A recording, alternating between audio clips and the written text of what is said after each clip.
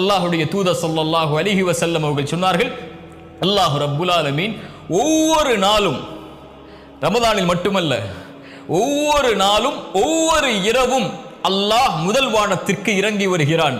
வந்த அடியார்களை பார்த்து கேட்கிறான், என்னிடத்திலே என்னை அழைப்பவர்கள் உண்டா? அந்த அழைப்பிற்கு நான் பதில் கொடுக்கிறேன்.